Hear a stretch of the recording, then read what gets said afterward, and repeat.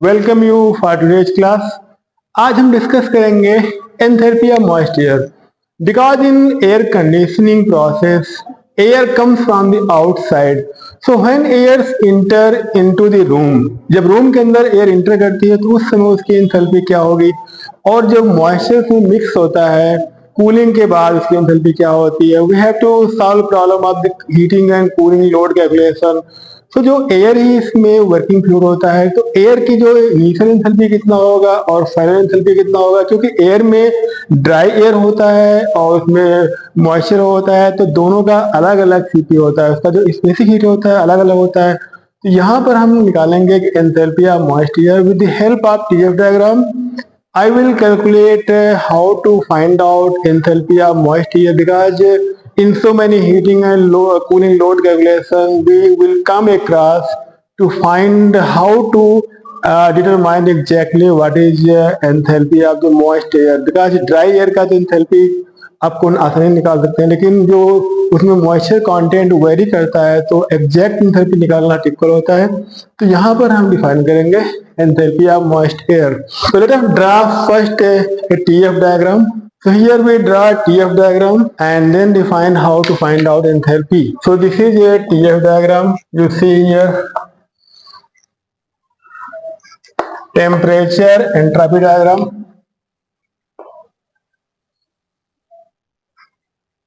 And suppose here we have at this point, we want to calculate enthalpy at this point.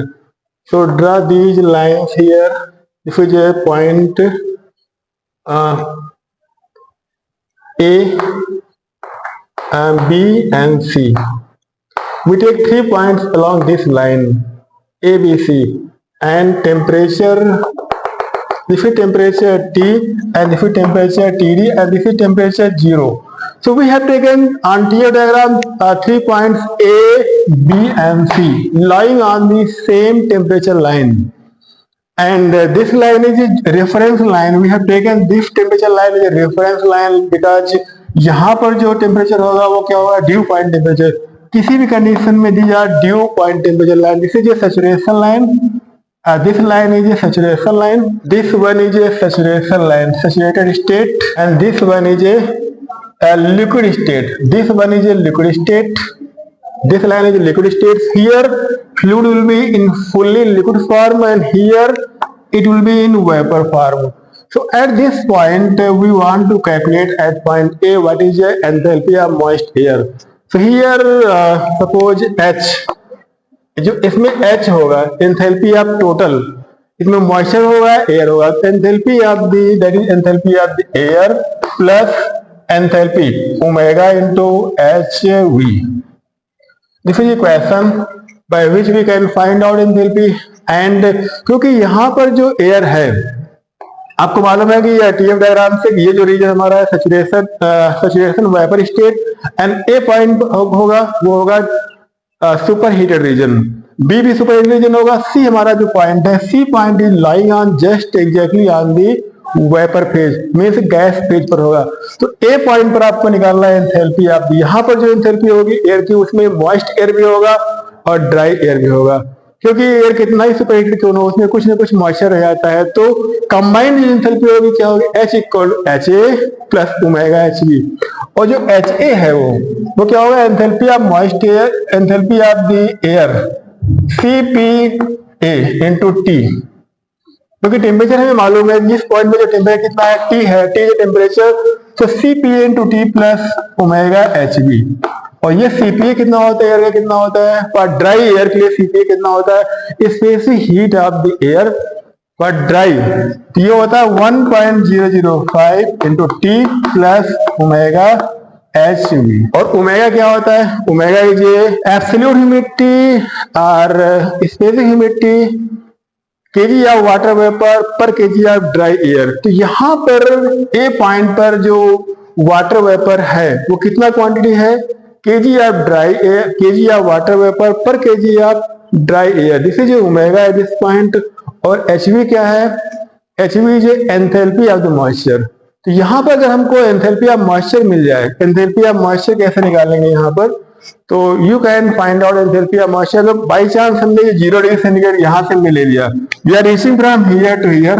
एक तो तरीका ये हो गया कि we are reaching here to here and this is H F G, and यहाँ से यहाँ जाएंगे, टी टेम्परेचर डिफरेंस है, ये टेम्परेचर कितना होगा, टी होगा, ये कितना है, टी है, ये गिवन टेम्परेचर कितना है, टी है।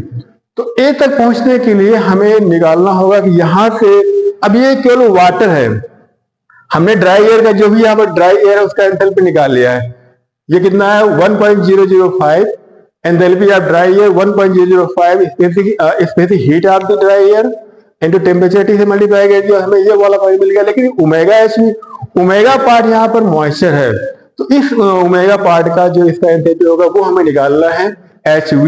तो HV कैसे निकालेंगे, जो HV हमारा है, HV इक्वल टू हम इसको मान लेते हैं HA। जो HA निकाल रहे हैं that is enthalpy of moisture at point A। तो एक तरीका यह हो गया, इस लाइन को हम मान लेते हैं जीरो रेफरेंस लाइन। देखो जो 0 डिग्री सेंटीग्रेड हमने लिया है, तो यहां से यहां तक पहुंचने में ये जो HA होगा क्या होगा, HA equal to CPW into TD and plus HFG TD पर and plus CPV T minus TD।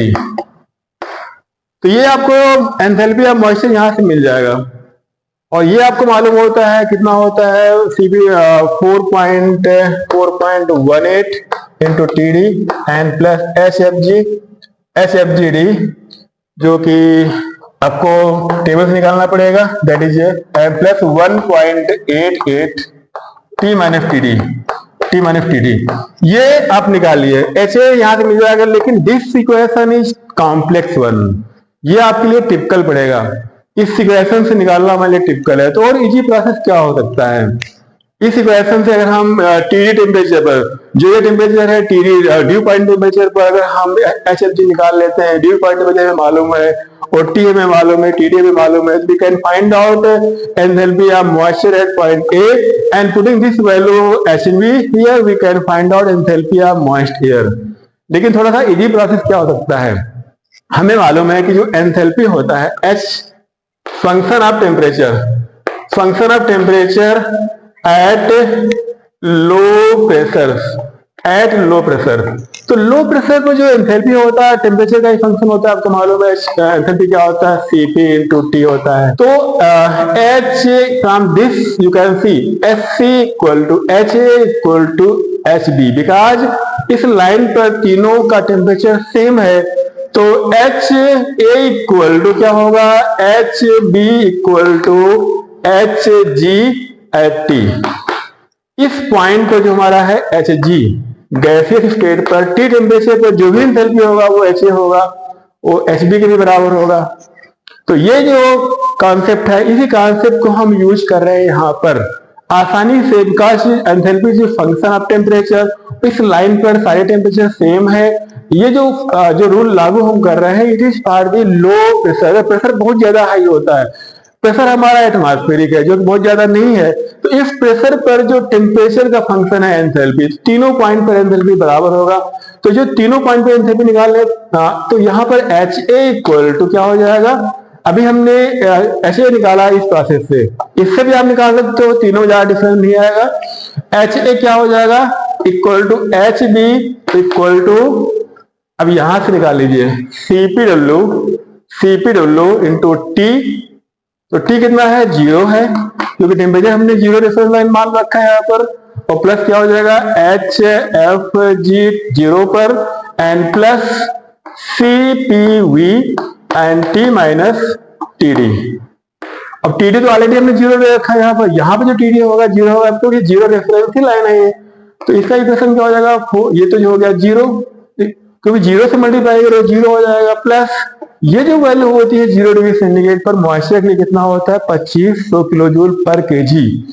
तो ये हो जाएगा 2500 एंड प्लस CPV जो होता है यहाँ से लेके यहाँ तक, CPV जो है मॉइस्चर के लिए, इसमें भी हीट ऑफ द मॉइस्चर, ये होता है 1.88 किलोजूल पर KG kelvin and T minus 0। तो इक्वेशन हो गया हमारा 2500 and plus 1.88T. So this is a simple, very simple one. HA equal to 2500 plus 1.88T. अब आप this value of HA you can put here in this equation because HA equal to HB हमने पहले ही मान लिया था. जो हमने moisture की एंथैल्पी निकाल रहे हैं वो 8 पर पॉइंट पर एंथैल्पी होगा HA. ये हमने मॉइस्चर की एंथैल्पी निकाला है. Putting this value in this equation, तो जो हमारा H होगा, H मॉइस्चर का जो एंथैल्पी होगा यहाँ पर लिख रहे हैं हम, ये होगा 1.005P एंड प्लस ओमेगा हमारा कॉमन है and putting this value 2500 and plus 1.88T. So this is enthalpy of moist air. This is a very very important derivation for finding out enthalpy of moist air at point A. A पर अब इसमें दोनों चीजें हैं. Enthalpy आप ये हमारा ये ड्राई एयर का पार्ट हो गया, ये हमारा मॉइस्ट एयर का पार्ट हो गया. जो एंथैल्पी आप ये निकाल रहे हैं देखिए ड्राई एयर के लिए है, ड्राई एयर के लिए है, dry air and this part is equal for the moist for the vapour only, vapour के लिए है. वो कंबाइन कर देंगे दोनों तो enthalpy of the moist air H equal to क्या है, enthalpy of the moist air. तो this equation I think there is no any doubt for finding out enthalpy. अब यहाँ तीन तरीके से एंथैल्पी हम मॉइस्ट एयर निकाल रहे हैं. HA जो हमने पहले निकाला था by using this equation, HA निकाल के यहाँ वैल्यू रख देंगे, HB पर रख देंगे वैल्यू, तो ये आपको HA पर एंथैल्पी ऑफ मॉइस्ट एयर मिल जाएगा. या HA इक्वल टू इस टेम्परेचर पर इस पॉइंट पर जो एंथैल्पी होगी वही एंथैल्पी होगी. या हमने इस तरीके से निकाला. तीन तरीके से you can find out enthalpy of moist air by using these three methods. This is very very important. I think you got my point and next we will discuss about how to find out wet bulb temperature and adiabatic saturation temperature, या कह सकते हो कि thermodynamic wet bulb temperature. दोनों में क्या difference है, क्या सिमिलरिटी है, that is very very interesting. So in next topic we will discuss about wet bulb temperature and thermodynamic saturation temperature. So thank you very much for watching. If you like, please share and subscribe my channel. Thank you very much.